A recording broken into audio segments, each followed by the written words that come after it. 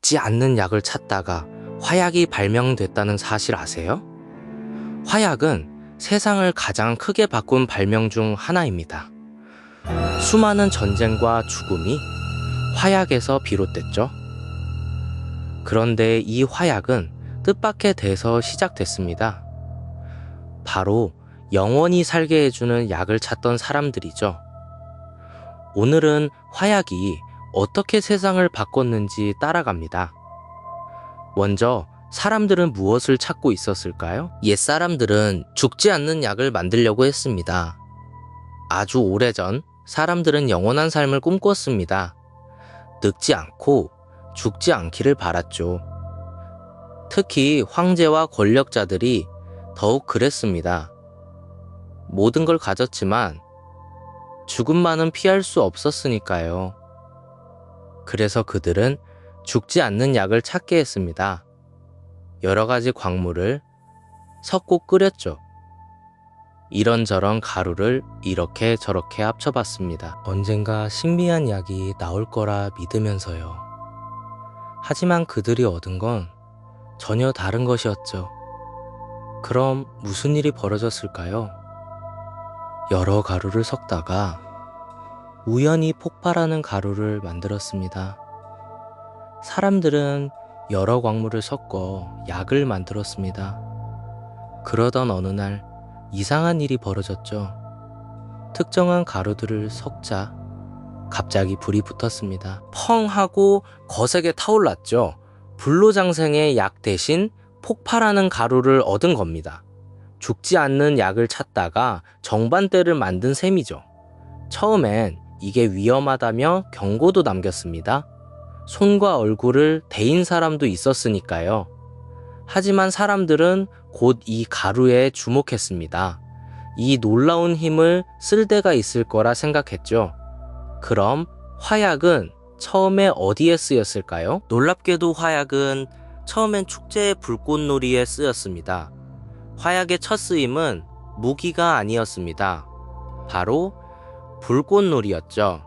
화약을 대나무에 넣어 터뜨렸습니다. 큰 소리와 함께 불꽃이 튀었죠. 사람들은 축제 때 이걸 즐겼습니다. 큰 소리가 나쁜 기운을 쫓는다고 믿었죠. 밤하늘을 수놓는 불꽃은 아름다웠습니다. 기쁜 날을 축하하는 데 쓰인 겁니다. 금의 가루가. 처음엔 기쁨의 도구였던 셈이죠. 하지만 이 평화로운 시절은 오래가지 않았습니다. 그럼 화약은 어떻게 무기가 됐을까요? 사람들은 곧 화약의 힘을 전쟁에 쓰기 시작했습니다. 화약에 폭발하는 힘은 너무나 강력했습니다. 사람들은 이 힘을 무기로 떠올렸죠. 처음엔 화약을 통에 넣어 불을 뿜게 했습니다. 이어서 화약으로 화살을 쏘아 보냈죠. 나중에는 무거운 돌이나 쇠알을 날렸습니다. 바로 대포와 총의 시작이었죠. 화약의 힘으로 멀리 있는 적을 쓰러뜨린 겁니다. 칼과 활보다 훨씬 강력했죠. 전쟁의 모습이 완전히 바뀌기 시작했습니다. 기쁨의 불꽃이 죽음의 무기가 된 셈이죠. 그럼 화약은 어떻게 멀리 퍼졌을까요? 화약은 길을 따라 서쪽 세계로 퍼져나갔습니다. 화약은 한 곳에만 머물지 않았습니다. 상인들을 따라 먼 길을 이동했죠. 동쪽에서 만들어진 화약이 서쪽으로 흘러갔습니다. 새로운 땅에 닿을 때마다 더 발전했죠. 서쪽 사람들은 더 강한 대포를 만들었습니다. 더 멀리, 더 세게 쏘는 무기를 연구했죠. 화약 무기는 점점 더 무서워졌습니다. 나라마다 이 무기를 가출해 있었죠. 화약을 가진 나라가 강한 나라가 됐으니까요. 그렇게 화약은 온 세계로 퍼져나갔습니다. 그럼 화약은 세상을 어떻게 바꿨을까요?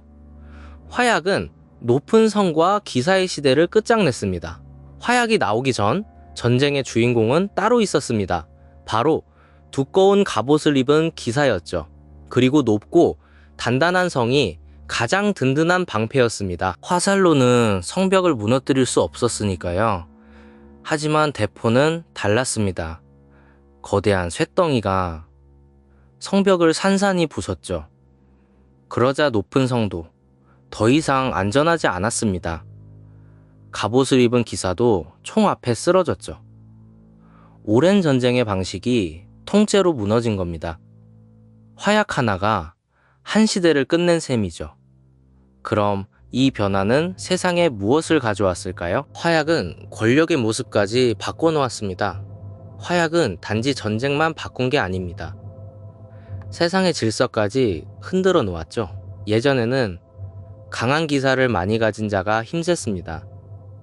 하지만 이제는 화약 무기를 가진 자가 강했죠. 거대한 대포를 갖추려면 큰 돈이 필요했습니다.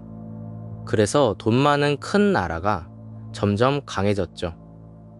작은 영주들의 힘은 약해졌습니다. 거대한 나라들이 세상을 주도하게 됐죠.